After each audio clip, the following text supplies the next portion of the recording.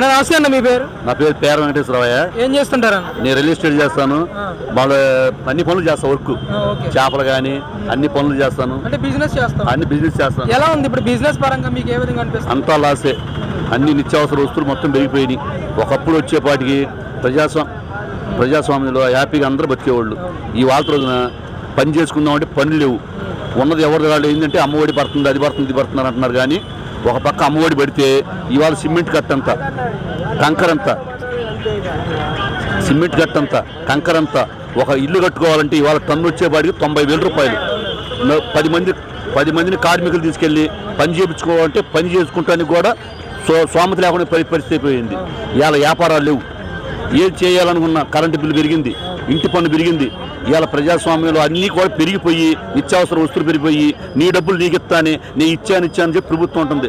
ఏది నిజమైన లెక్క ప్రభుత్వం ఆలోచించుకోవాలి. ప్రజలకు కావాల్సింది ప్రతి పైసా ప్రజల నుంచి కట్టేదే. ఇంటి పన్ను కానీ, కరెంటు బిల్లు కానీ, గ్యాస్ కానీ, నిత్యావసర వస్తువుల నుంచి వచ్చే ప్రతి రూపాయి కూడా ప్రజల నుంచి వచ్చే డబ్బులు. ఈ డబ్బులు ఎవరు? ప్రజలు. ప్రజాస్వామ్యంలో అసలు ప్రభుత్వం అంటే ఎవరు? ప్రజలు నిలబెట్టిన ప్రభుత్వమే. ప్రజలతో ఎన్నుకోబడ్డదే ప్రభుత్వం. ప్రభుత్వం అంటే ఎక్కడ ఊళ్ళో ఒక సీఎం అయినా, ఒక ప్రధాని అయినా, ఒక ముఖ్యమంత్రి అయినా, ఒక రాష్ట్రపతి అయినా ప్రజలే దేవుళ్ళు, ప్రజలే నాయకులు. ప్రజలేతో పట్టుకొని ఎన్నుకున్న వాడే ముఖ్యమంత్రి అయినా, ప్రధాని అయినా, ఒక రాష్ట్రపతి అయినా, ఎవరైనా ప్రజలు ఎవరైతే పాలిస్తారో సరిగ్గా వాళ్ళకి ఓట్లు ఇచ్చి గెలిపిస్తారు. ఎవరు డబ్బా వాళ్ళు కొట్టుకుంటాను కాదు. ప్రజాస్వామ్యంలో ఏది పనులు జరుగుతున్నాయి. ఇవాళ గ్యాస్ బండ్ ఎంత? 700 రూపాయలు గ్యాస్ బండ్, ఇవాళ 1100 రూపాయలు. ఏంది? పెట్రోల్ ఒకప్పుడు 80 రూపాయలు ఉండే పెట్రోల్ ఇవాళ 110 రూపాయలు. ఏంది? ఇవాళ కరెంటు బిల్లు ఎంత? ఒక్కసారి కరెంటు బిల్లు చూసుకోమని ప్రతి పేదవాడు కరెంటు బిల్లు కట్టుకోలేకపోతున్నాడు. 200 యూనిట్లు అంటున్నాడు. 200 యూనిట్లు అంటున్నాడు కరెంటు బిల్లు కట్టుకుంటే. ఏది ఎస్సీ ఎస్టీకి? మిగతా వాళ్ళకి పరిస్థితి ఎవరికి కూడా కరెంటు బిల్లు కూడా కట్టుకునే పరిస్థితి. ఎవరికి ఇచ్చే వాళ్ళు ఈగోలు లెక్క కాదు. ప్రజాస్వామ్యంలో అందరూ బాగుండాలి, అందరితో పాటు మనం బాగుండాలి. ఇట్లా నాయకులు వస్తూ ఉంటారు, పోతూ ఉంటారు. ప్రతి ఒక్క నాయకుడు వస్తూ ఉంటాడు, పోతూ ఉంటాడు. ఇక్కడ నాయకులు కాదు ముఖ్యం. ప్రజలతో పాటుగా మన పనులు వేస్తే నాయకులు ఉంటారు. మన పనులు లేకపోతే నాయకులు. కాబట్టి ఎవరైనా కానీ ప్రజలను పాలించే వాళ్ళు చిత్తశుద్ధితో ఉండాలి, మాట మీద నిలబడాలి. ప్రత్యేక హోదా లేదు, పోలవరం ప్రాజెక్టు లేదు. ఇవాళ ప్రతి ఒక్కరు చదువుకున్న వాళ్ళు 18 సంవత్సరాల నుంచి 25 సంవత్సరాలు పక్క రాష్ట్రాలు పోతున్నారు. మన ఆంధ్ర రాష్ట్రంలో చదువుకున్న ప్రతి పిల్లలు కూడా పక్క రాష్ట్రం పోవాల్సిన అవసరం వచ్చింది. ఇవాళ పక్క రాష్ట్రం పోతున్నారంటే మన పరిపాలన బాగాలేకపోతే పక్క రాష్ట్రం పోతుంది. నా కొడుకులు 2 ఉన్నారు, డిగ్రీ చదువుకుని కొడుకున్నాడు. ఏ రాష్ట్రం పంపించమంటావు? నాకు 52 సంవత్సరాలు వచ్చింది. నేను ఏ పనికి వెళ్ళమంటా? నా కొడుకు తెచ్చి పెడితే కదా రూపాయి నాకు వచ్చేది. నేను ఇప్పుడుదా పోషించా. నన్ను పోషించేవాడు ఎవడు? ప్రజాస్వామ్యం అంటారు దీన్ని. ప్రతి ఒక్కరు అమ్మఒడి 40 సంవత్సరాలు డబ్బులు పడుతున్నాయి అంటున్నారు. ఎవరు డబ్బులు వేస్తున్నాడు? ఎవరు డబ్బులు? నీ డబ్బులు. ఇవాళ లెక్కలంత ఒకప్పుడు 80 రూపాయలది, ఇవాళ 120 రూపాయలు. మొత్తం మందంతా ప్రజలు తాగితేనే నువ్వు పండులు. ఆ పండులతోటి ప్రజలని ఆరోగ్యాలు పాడైపోయి ఆరోగ్యాలు పాడైపోయి నాశనం అయిపోతున్నారు. సక్రమైన మందు, నువ్వు మంచి మందు అమ్ము, రూపాయి తీసుకో. ఏళ్ళ తాగేవాడు ప్రతి ఒక్కరు కూడా చెట్ల మధ్య సేవలు కూడా పడిపోతున్నారు. దానికి ఎవరు బాధ్యుడు? ఎవరు? మంచి మందు అమ్మండి, రూపాయి తీసుకోండి. ఆరోగ్యం పాడైపోయి ప్రతి ప్రజాస్వామ్యంలో మాట్లాడే హక్కు ఉంది, స్వేచ్ఛ ఉంది. మాట్లాడినవాడు కొత్త పనులు పడతారా? మాట్లాడేటప్పుడు నిజాయితీగా మాట్లాడుతున్నాం. ఒక ప్రభుత్వం విమర్శించట్లా. ఏ నాయకుడైనా ప్రజలకి ఎన్నుకోబడితే నాయకుడు. సక్రంగా పరిపాలన చేస్తే నాయకత్వం ఉంటుంది, సక్రంగా పరిపాలన చేయకపోతే నాయకత్వం ఉండదు. ఎవరు ఏం చేయడు. ఏ ముఖ్యమంత్రి అయినా ప్రజలకి అనుకూలంగా ఉండాలి. ప్రజలు సక్రంగా ఉంటేనే పరిపాలన. ఎవరైనా ముఖ్యమంత్రి అవ్వచ్చు. ఇవాళ ఏ ముఖ్యమంత్రి అయినా కానీ ప్రజలకు అనుకూలంగా ఉంటేనే ముఖ్యమంత్రి. ప్రజలకు అనుకూలంగా లేకుండా నేను వస్తున్నాను, నేను గెలిచాను అనుకుంటే కుదరదు. ఎవరైనా గెలవచ్చు.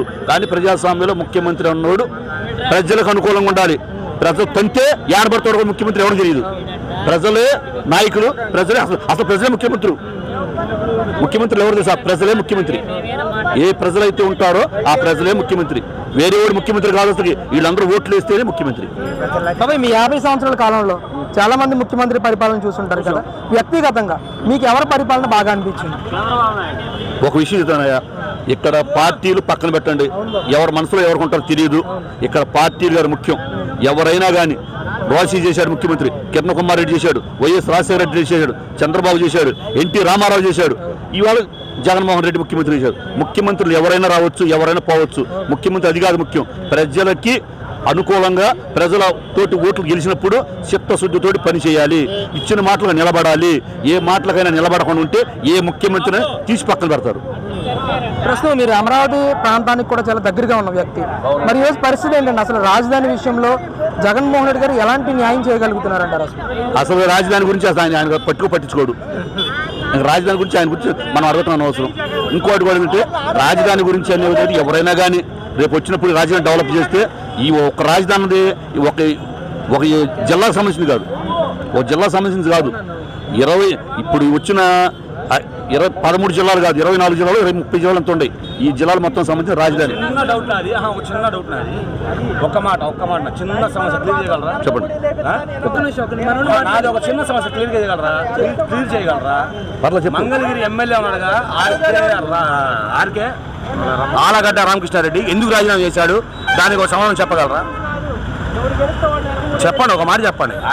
ఎమ్మెల్యే గారు మీకు చెప్పాలి, చేశాడు కదా 1500 కోట్ల రూపాయల నిధులు అని చెప్పేసి మనకి ఇక్కడ వదిలే అని చెప్పి మంగళగిరిలో వదిలాడు. 15 కోట్లు అని ఫస్ట్ జగన్ చెప్పాడంట. ఇదే మాట. రాజధాని అనేపాటికి ఇక్కడ డెవలప్ చేస్తే రాజధాని ఇక్కడ కేవలం ఆంధ్రప్రదేశ్లో అమరావతి రాజధాని ఎవరైనా డెవలప్ చేస్తే అన్ని ప్రాంతాల వాళ్ళకు ఉపయోగపడుద్ది. రాజధాని ఇక్కడే ఉండాలి. రాజధాని ప్రతి ఒక్కళ్ళు కూడా ప్రతి ఒక్క పేదవాడికి ఉపయోగపడేది, ఎందుకంటే ప్రతి ఒక్కళ్ళు పని చేసుకుంటారు కాబట్టి. ఈ రాజధానికి ముఖ్యం కంపల్సరీ ఇక్కడ ఉండాల్సిందే, దాంట్లో ఎటువంటి డౌట్ లేదు. ఎవరైనా డెవలప్ చేస్తే దానికి ఆ నాయకుడికి విలువలు ఇస్తారు, అంత తప్ప ఒక నాయకుడిని విమర్శించట్లా, ఏ నాయకుడిని విమర్శించట్లా. కానీ రాజధాని ప్రాంతం అనేప్పటికీ ఒక్కరిది కాదు, ఈ రాజధాని అందరిది, 24 జిల్లాల వాళ్ళది రాజధాని. ఈ రాజధాని డెవలప్ చేస్తే అందరూ బాగుంటుంది. లేదు ఏదో 4 ఓట్ల కోసం 4 మాటలు మాట్లాడితే కాదు, రాజధాని డెవలప్ అవ్వాలి. ప్రతి చదువుకున్న పిల్లవాడికి ఉద్యోగాలు రావాలి. ప్రతి భవన కార్మికులకు పనులు లేక అల్లాడిపోతున్నారు. ముందు విషయం ఏంటంటే ఎలపర్లు కానీ ప్రతి ఒక్కళ్ళు కానీ పేదవాళ్ళు, మధ్యతరగతి కుటుంబాలు, కనీసం చదువు కూడా రాని వాళ్ళు ఉంటారు ఇక్కడ చాలామంది, మాట్లాడటం విధానం రాని వాళ్ళు ఉంటారు చాలామంది. ఎందుకోసం అంటే వాళ్ళకి ఏంటంటే ఒక 1000 రూపాయలు 900 రూపాయలు వస్తే వాడుకొని ఇంటికి కూడా రూపాయలు తీసుకెళ్ళే పరిస్థితులు లేవు. ఉన్నదంతా ఏడే తాగేస్తున్నారు, డబ్బులు లేక నానా అవస్థలు పడుతున్నారు. కానీ అందరికి పనులు ఉండాలి అంటే భవన కార్మికులు కానీ పేదవాడికి కష్టకులు, శ్రామికులు అందరూ బాగుంటేనే రాష్ట్రం బాగుంటుంది. అందరూ బాగుండి పన్నులు కడితేనే మీరు ముఖ్యమంత్రిగా ఉంటారు, లేదా మిమ్మల్ని తీసి పక్కన పడేస్తారు. వాళ్ళు రావాలి. ప్రతి భవన కార్మికులకు పనులు లేక అల్లాడిపోతున్నారు. ముందు విషయం ఏంటంటే ఎలపర్లు కానీ ప్రతి ఒక్కళ్ళు కానీ పేదవాళ్ళు, మధ్యతరగతి కుటుంబాలు, కనీసం చదువు కూడా రాని వాళ్ళు ఉంటారు ఇక్కడ చాలామంది, మాట్లాడటం విధానం రాని వాళ్ళు ఉంటారు చాలామంది. ఎందుకోసం అంటే వాళ్ళకి ఏంటంటే ఒక 1000 రూపాయలు 900 రూపాయలు వస్తే వాడుకొని ఇంటికి కూడా రూపాయలు తీసుకెళ్ళే పరిస్థితులు లేవు. ఉన్నదంతా ఏడే తాగేస్తున్నారు, డబ్బులు లేక నానా అవస్థలు పడుతున్నారు. కానీ అందరికి పనులు ఉండాలి అంటే భవన కార్మికులు కానీ పేదవాడికి కష్టకులు, శ్రామికులు అందరూ బాగుంటేనే రాష్ట్రం బాగుంటుంది. అందరూ బాగుండి పన్నులు కడితేనే మీరు ముఖ్యమంత్రిగా ఉంటారు, లేదా మిమ్మల్ని తీసి పక్కన పడేస్తారు.